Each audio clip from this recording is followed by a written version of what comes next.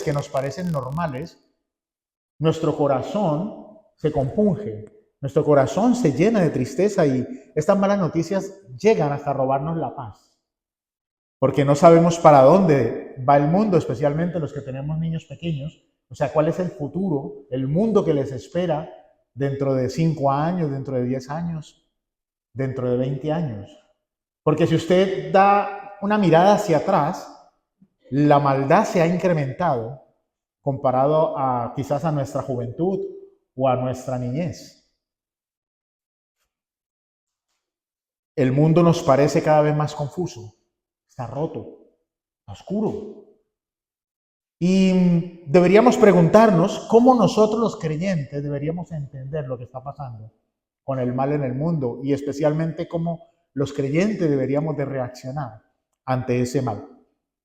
Algunas personas que están desesperadas por el sufrimiento empiezan a buscar respuestas en las cosas materiales o quizás en las cosas psicológicas. Por eso los psiquiatras hoy en día tienen demasiado trabajo. Otros empiezan a ver fuerzas espirituales obrando y empiezan a ver demonios por todas partes. Y le echan la culpa al diablo de todas las cosas que están pasando. Y por esta razón, nosotros necesitamos continuar en nuestra serie sobre las disciplinas espirituales y especialmente en esta línea que vamos a ver hoy, que hace parte de la oración del Padre Nuestro, que dice, líbranos del mal. La primera pregunta es, ¿de qué mal tenemos que ser librados? Cuando nosotros oramos, líbranos del mal, lo primero que nosotros necesitamos definir es qué es el mal. La Real Academia de la Lengua Española dice que el mal es la acción o sentimiento que es completamente opuesto a la moral. En otras palabras, el mal es todo aquello que es moralmente incorrecto o pecaminoso. También lo podríamos definir como la ausencia de bien en una persona o en algún lugar. Y es muy interesante porque el mal no es nuevo. O sea, quizás las noticias ahora son más amarillistas y están mostrando el mal desde otra perspectiva. Y entonces, antes quizás habían restricciones en la forma en la que las noticias podrían ser expuestas, tanto en las redes sociales o en las noticias, en los noticieros, perdón. Pero ahora ya no, ahora hay una libertad y se muestra todo sin necesidad de taparlo. Y es que cuando nosotros nos vamos al principio, y no hablo de Génesis, sino antes de Génesis, el mal ya existía. Cuando Dios creó el mundo, ya Satanás había rebelado contra Dios. Se había ido con él 1/3 de los ángeles. Por lo tanto, ya la maldad existía. Luego, la maldad entra en la creación, entra en nuestro mundo creado en Génesis 3, cuando la serpiente entra en acción y Adán y Eva pecan. Pero a partir de allí se desencadena una reacción del mal sobre la humanidad. Y por eso nosotros vemos en Génesis 4, por ejemplo, cómo ocurre el primer asesinato. Caín mata a su hermano Abel por celos. Luego en Génesis 7 la maldad de la humanidad sigue creciendo desmedidamente a tal punto que Dios necesita enviar el diluvio para poder empezar otra vez de cero con la humanidad. Y así podríamos estar aquí toda la tarde y quizás toda la semana hablando de cómo el mal ha ido creciendo a lo largo de la historia de la humanidad. Pero precisamente también vemos que el mal, durante ese crecimiento, podríamos decir que opera en 3 dimensiones. La primera dimensión es el mal que está fuera de nosotros. Y en esta dimensión encontramos las obras del maligno, o sea, las obras que no dependen de nosotros, sino que son externas completamente a nosotros. Estoy hablando de las tentaciones, ataques espirituales, sistemas que son llenos de injusticia y de opresión que están haciendo parte de esa estructura que forma nuestro mundo caído.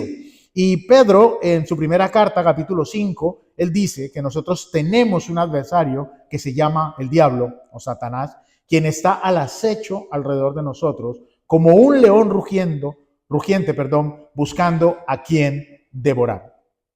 Y es que cuando nosotros vemos el mal en el mundo, nosotros no podemos obviar la participación de las personas en ese mal.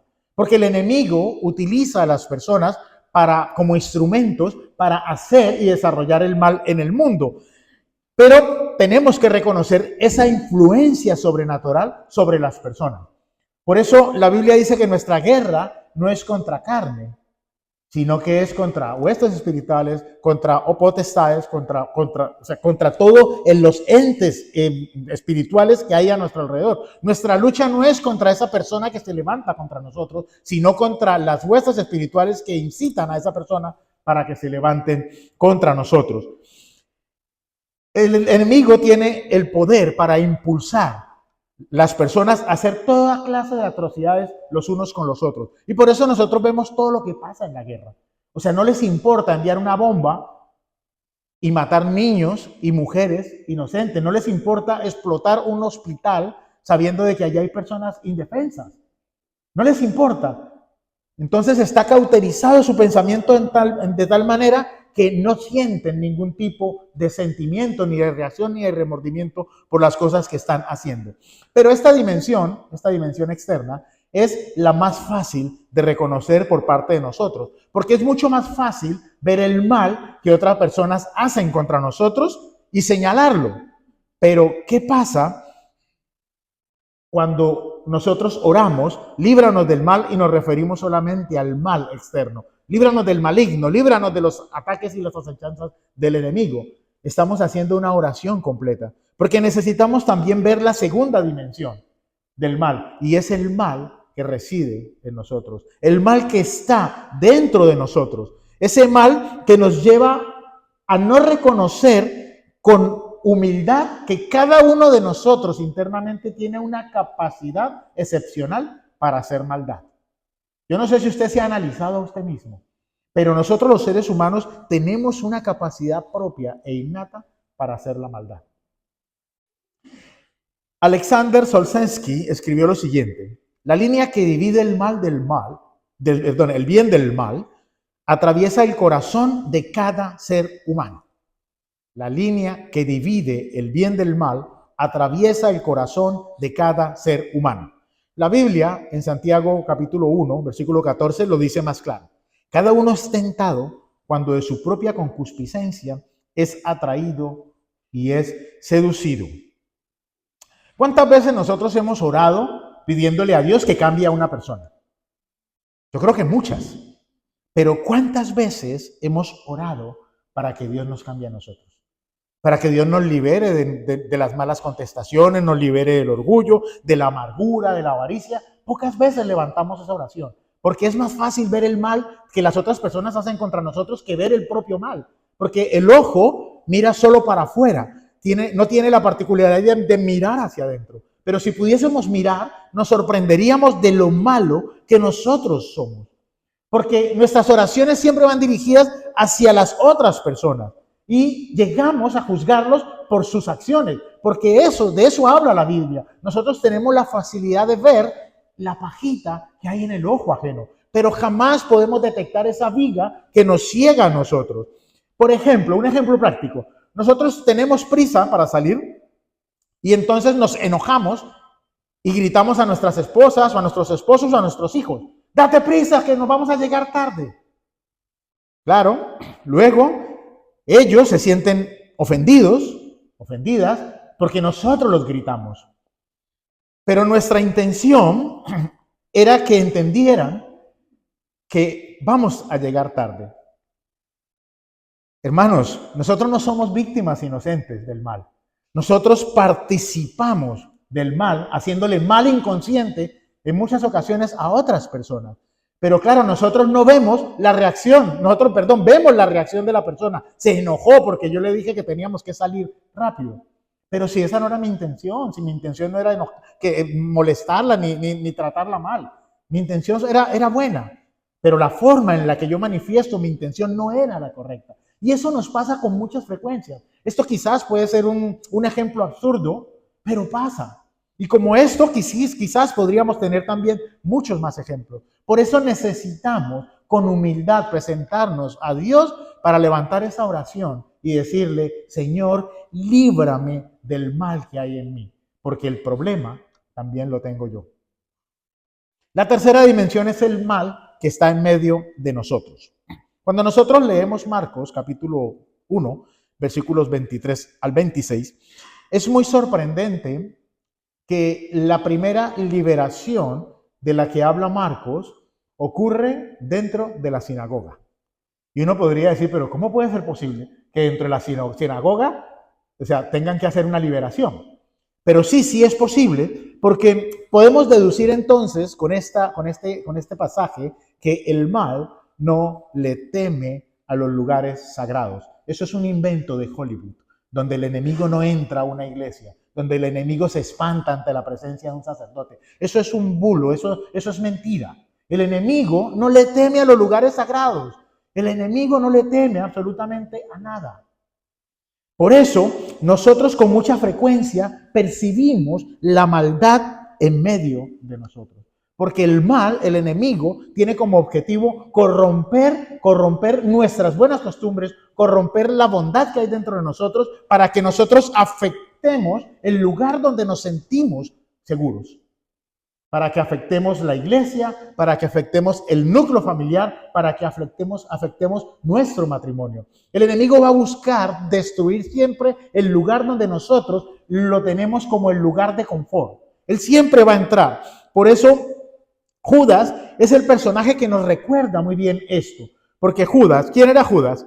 Uno de los 12 discípulos de Jesús. Comió del mismo pan en la última cena, bebió de la misma copa que bebió Jesús, estuvo en todas las enseñanzas y todos los sermones que Jesucristo enseñó, caminó con Jesús durante todo el tiempo y aún así se convirtió en el instrumento que Satanás usó para la traición. Juan 13, versículo 27, dice, Satanás entró en él, hablando de Judas. Y esto pasó justo después de la última cena. Judas está con Jesús en la última cena, come del pan, bebe de la copa y luego va y entrega a Jesús.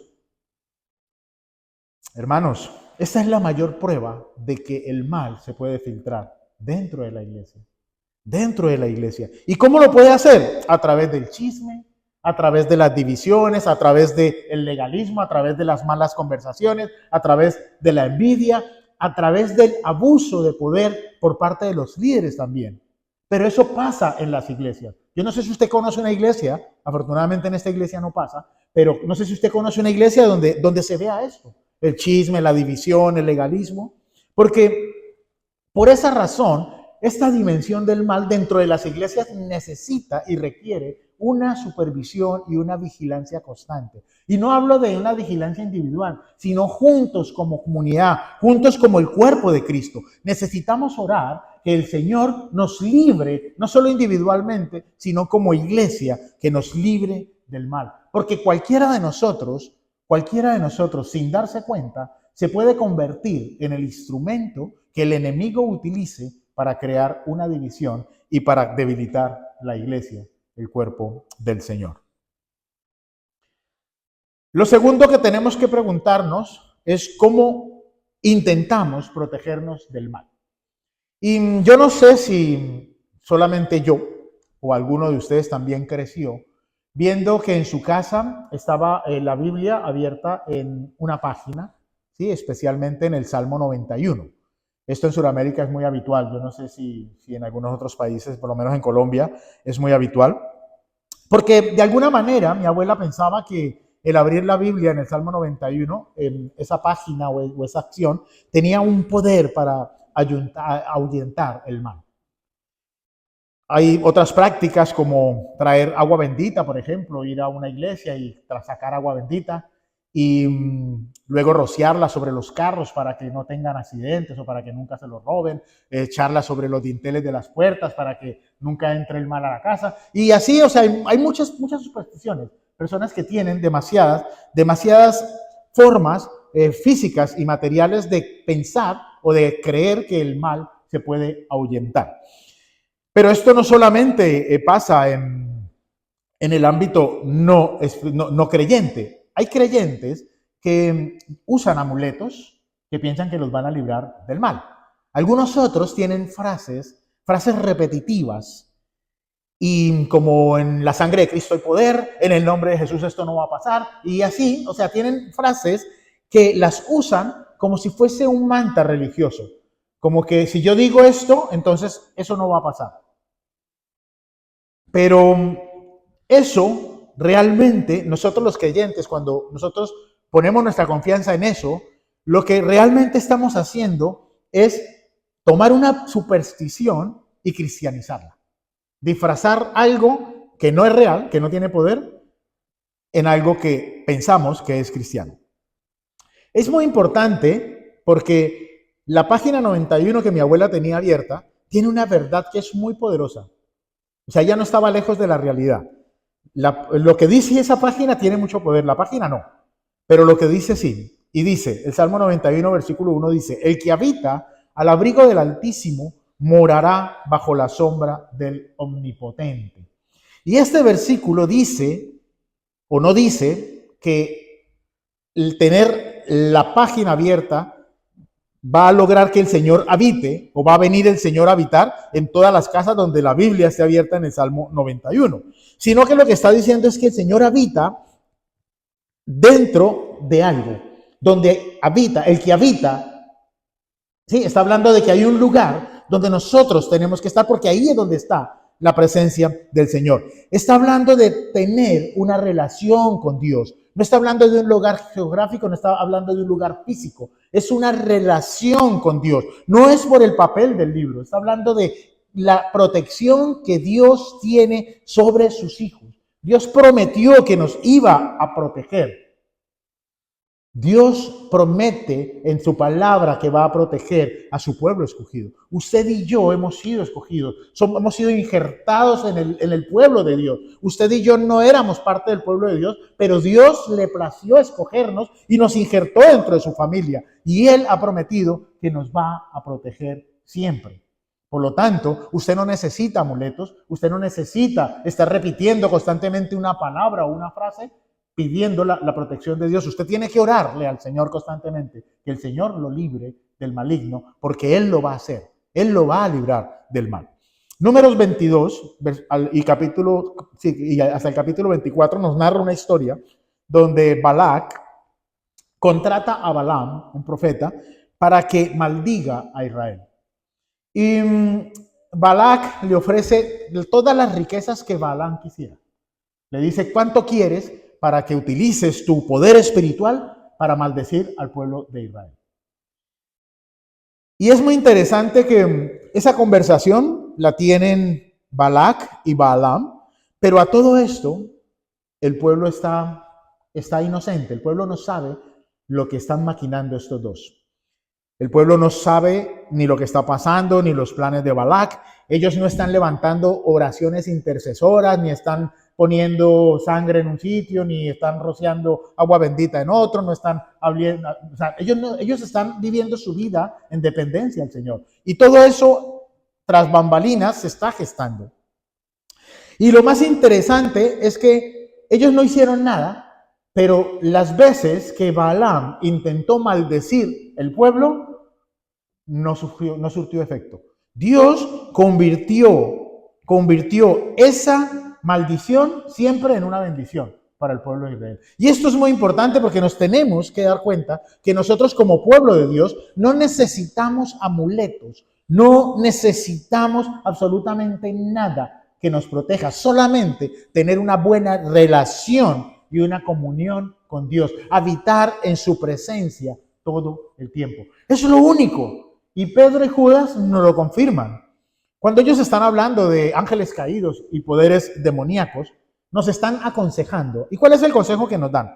Levanten oraciones poderosas, compren objetos sagrados o amuletos. No nos está diciendo eso de ninguna manera. Su mensaje es el siguiente. Pedro 5:6 nos dice, primera de Pedro, capítulo 5, versículo 6. Humillaos pues bajo la poderosa mano de Dios.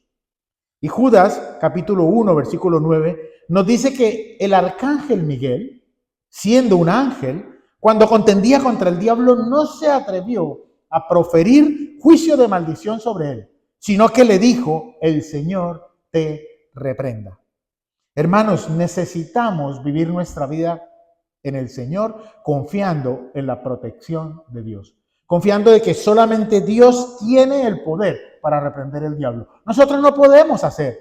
No lo podemos hacer. Nuestra mayor guerra espiritual es someternos a Dios. Sométanse a Dios y el diablo huirá de vosotros. Tenemos que obedecer a Dios y orar con humildad: Señor, líbranos del mal. Hacernos eco de esta oración. ¿Cómo vivió Jesús esta oración?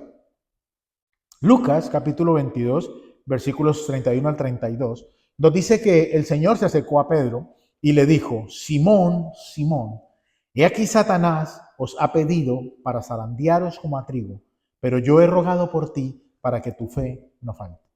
Jesús es nuestro intercesor. Jesús siempre se anticipa a la batalla espiritual que nosotros vamos a tener. Jesús sabía que Pedro lo iba a negar 3 veces ese día, segurísimo, pero aún así no lo abandonó. No lo abandonó. Y esto es triste, hermanos, porque muchas personas conocen la palabra de Dios, conocen el poder del Señor, conocen que el Señor es nuestro intercesor y viven su vida en derrota. En derrota, creyendo que el Señor los ha abandonado. Pero Cristo no nos abandona. Y no nos abandona porque Él mismo vivió esa batalla contra el mal y la enfrentó. Hebreos capítulo 4, versículo 15 nos dice que Jesucristo puede compadecerse de nuestras debilidades porque Él fue tentado en todo, según nuestra semejanza, pero sin pecado. Jamás pecó. Él derrotó el mal. Jesús nos dice: yo he orado para que Satanás no te toque. Él dice: yo he orado para que tu fe no te falte en medio de la prueba. Y esto debería transformar nuestra comprensión, la comprensión que nosotros tenemos de lo que significa ser librados del mal. Colosenses capítulo 2, versículos 15, Pablo dice que en la cruz Jesucristo despojó a los principados y a las potestades y los exhibió públicamente, triunfando sobre ellos en la cruz del Calvario. Jesucristo tiene el poder para derrotar las potestades, los principados, las huestes de maldad.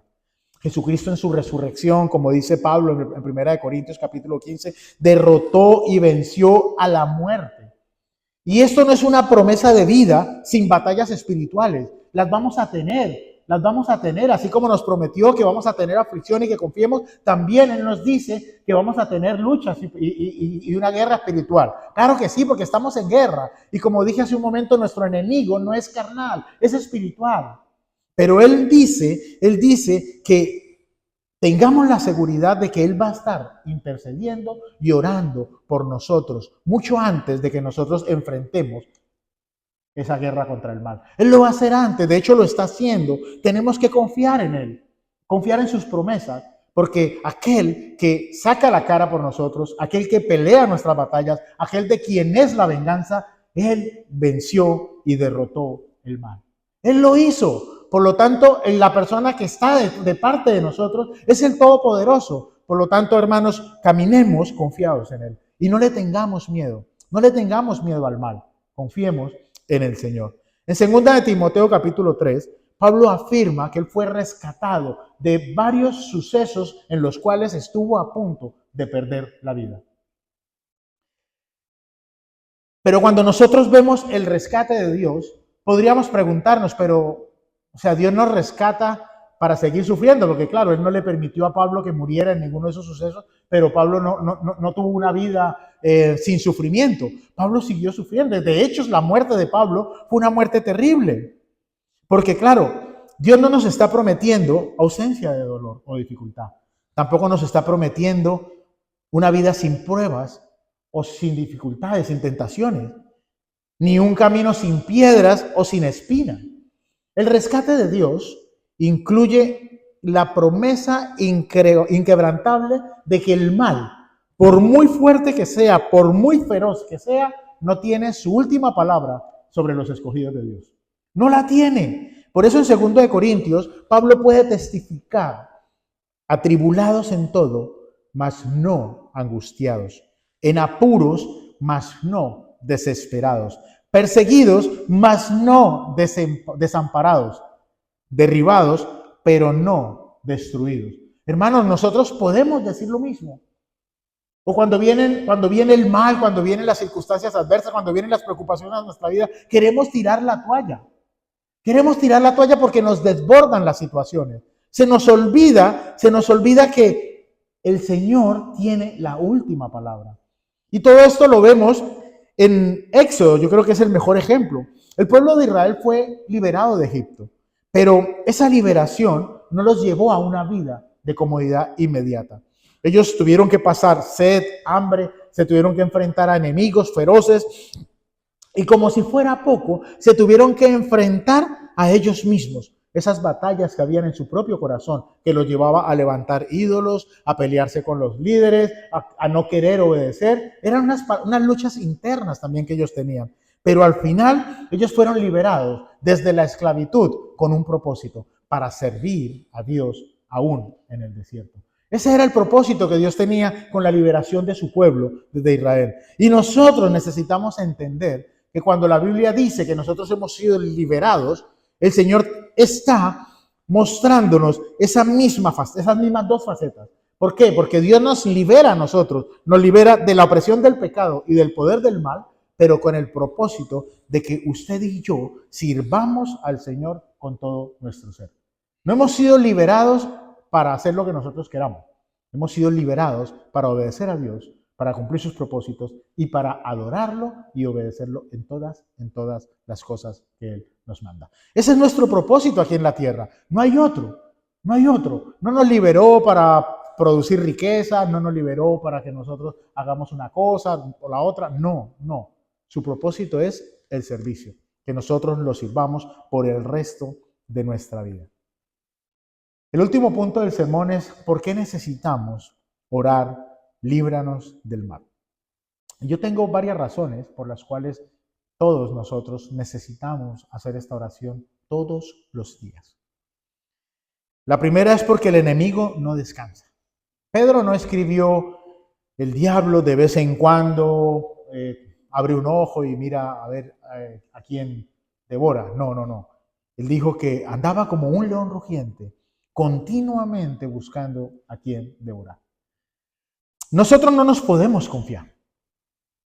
El mal está acechando en cada momento, cada situación que se nos presenta. Por eso la Biblia dice en 1 Corintios 10, por tanto, el que cree que está firme, tenga cuidado, no sea que caiga. Necesitamos reconocer que somos débiles. Necesitamos reconocer que no somos tan fuertes como pensamos y que no podemos enfrentar al mal por nosotros mismos. Necesitamos de Dios, que es el que nos protege y el que nos fortalece. Otra razón es porque nuestro corazón es engañoso. Lo dice Jeremías 17. Engañoso es el corazón más que todas las cosas y perverso. Cuando nosotros no oramos, líbranos del mal, se está creando en nosotros inconscientemente una idea de que somos capaces de resolver todas las situaciones, de que somos capaces de vencer la situación de la tentación en nuestras propias fuerzas. Eso es lo que hace el enemigo. Y hay que tener mucho cuidado porque ese orgullo de creernos que somos invencibles precede siempre a la caída. No he visto el primero que haya caído después de haber tenido un tiempo de oración y un tiempo de constante dependencia con Dios. Cuando nosotros nos apartamos del Señor es cuando estamos propensos a caer. No podemos hacer como aquel fariseo de Lucas 8 y orar y decir, Señor, te doy gracias porque no soy como los hombres. No, tenemos que ser, al contrario, como aquel publicano y levantar nuestra oración y decir, Señor, somos vulnerables. Somos débiles, te necesitamos. Ten misericordia de nosotros. Otra razón es porque Satanás siempre se disfraza como ángel de luz. Hermanos, el enemigo no va a venir de frente. Créanme, no va a venir de frente. Él va a utilizar toda su sutileza, así como hizo con Adán y Eva, para lograr que usted caiga. Y necesitamos el discernimiento espiritual. Y ese discernimiento solo se consigue de nuestra oración constante y dependencia de Dios. Porque el mal siempre se va a presentar como algo que a simple vista parece bueno. Va a llegar quizás como una oportunidad de oro que parece una bendición. O una relación sentimental que dices, este hombre es un regalo del cielo, o esta mujer es un regalo del cielo. Compromisos en los cuales nos metemos que parecen insignificantes. Y el enemigo va a venir y nos va a susurrar al oído y nos va a decir, no pasa nada, este es, por allí es. Nadie se va a dar cuenta, nadie lo va a saber. Una vez, no pasa nada, tú te mereces esto y te mereces mucho más. Porque eso es lo que hace el enemigo. Pero detrás de todo ese susurro nos espera la consecuencia. Y nos espera una caída de la cual no nos vamos a poder levantar. Otra razón es porque cuando nos aislamos, nos convertimos en presa fácil del enemigo. Cuando nosotros oramos, líbranos del mal, nos recuerdan la importancia de la comunidad. Nos recuerda la importancia de la iglesia. Y esto es muy importante porque cuando nosotros leemos la palabra, cuando leemos el Padre Nuestro, Jesús dice, líbranos del mal. Y está hablando en plural, no está hablando en singular. Y esto es muy importante porque nos está diciendo que la soledad nos hace vulnerables. Necesitamos la comunidad, hermanos. Necesitamos la comunidad. O sea, yo no necesito verlos aquí cada domingo.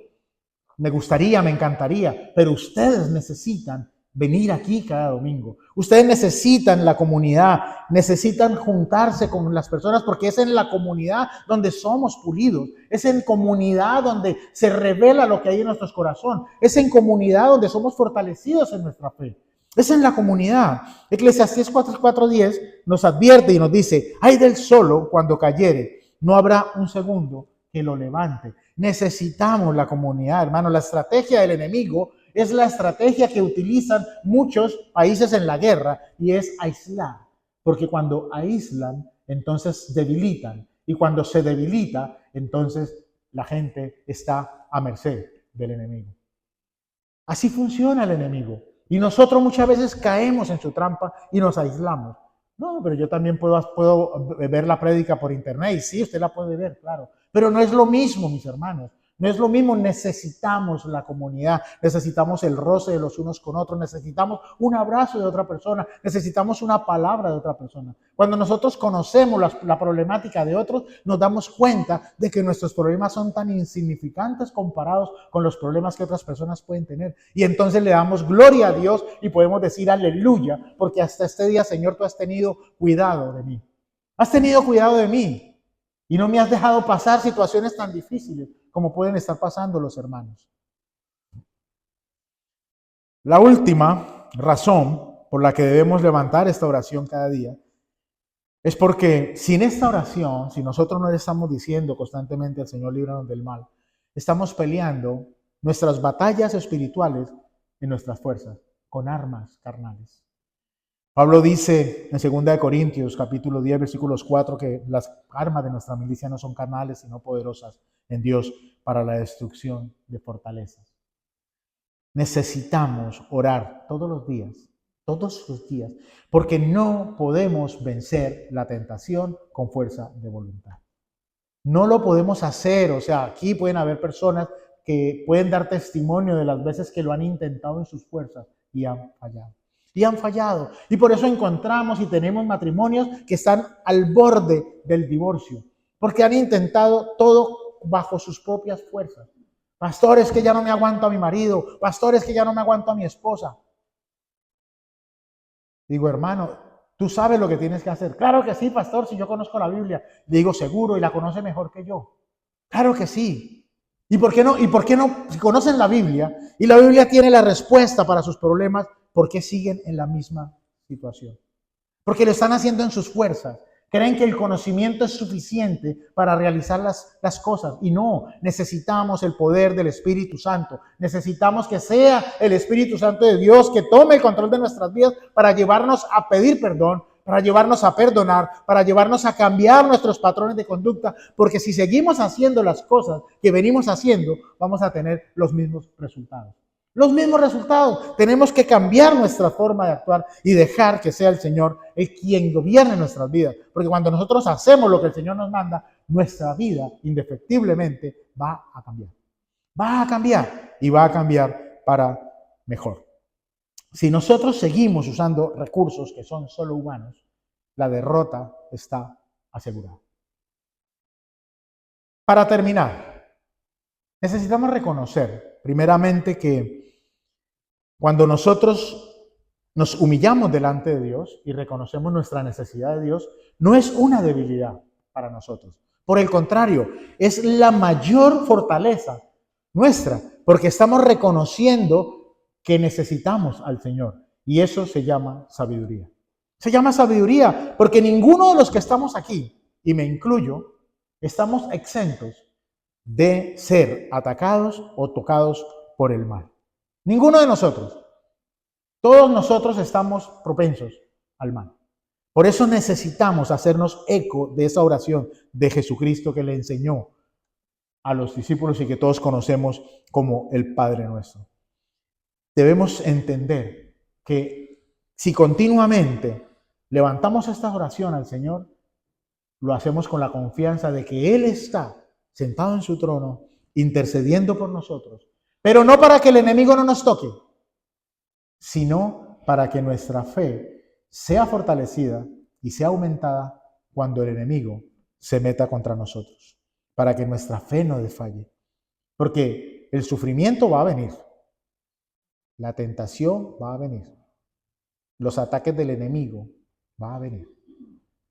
Y como decía un predicador, si todos los días no te estás encontrando de frente con el enemigo, examínate, porque quizás estás caminando con él al lado. Y esta es la palabra del Señor para nosotros. Espero en el Señor haberla podido expresar, transmitir a ustedes con claridad, y que el Señor nos ayude a través de su Espíritu Santo para que nosotros podamos examinarnos a nosotros mismos y a lo largo de esta semana podamos evaluar cómo estamos manejando nuestra vida.